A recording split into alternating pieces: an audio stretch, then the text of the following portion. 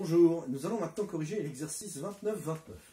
De quoi s'agit-il? Eh bien, après étude d'un dé truqué dont les faces sont numérotées de 1 à 6, on obtient la loi de probabilité suivante.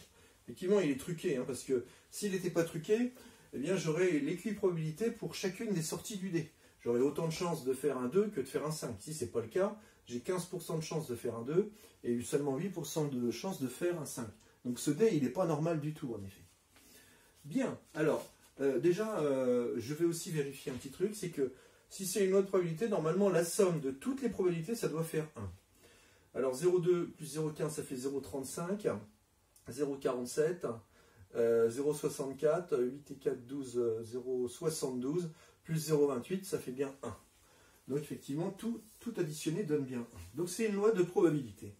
Et on nous demande de déterminer les probabilités de chacun des éléments suivants.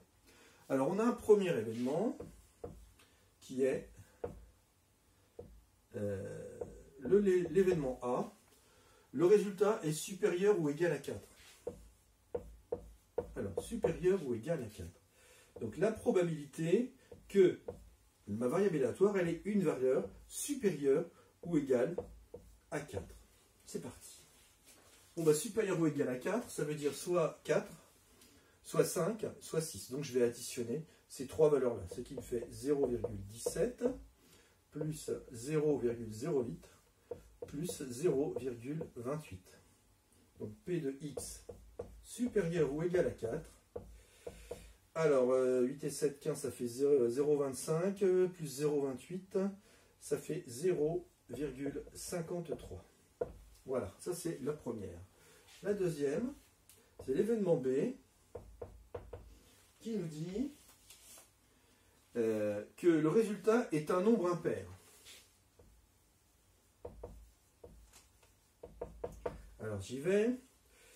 P de B, un nombre impair, c'est soit 1, soit 3, soit 5, c'est-à-dire 0,2 plus 0,12 plus 0,08.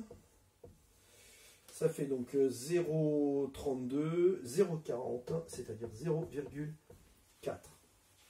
Finalement, le petit c, troisièmement, l'événement c, c'est quoi? Eh bien, c'est le résultat est un nombre pair. Alors, j'ai deux manières de le calculer, le nombre pair. La première, c'est de dire, tirer un nombre pair, c'est l'événement contraire de tirer un nombre impair. Donc ça voudrait dire que P de C, c'est 1 moins P de B. C'est-à-dire 1 moins 0,4, c'est-à-dire 0,6. On pourrait dire ça et ça marcherait très bien. La deuxième solution, c'est de faire comme là, de dire que P de C, eh bien, c'est la somme des probabilités de tirer des nombres pairs, c'est-à-dire 0,15 plus 0,17 plus 0,28. Alors, ici, ça fait 0,32. 0,32 plus 0,28, ça fait bien 0,6.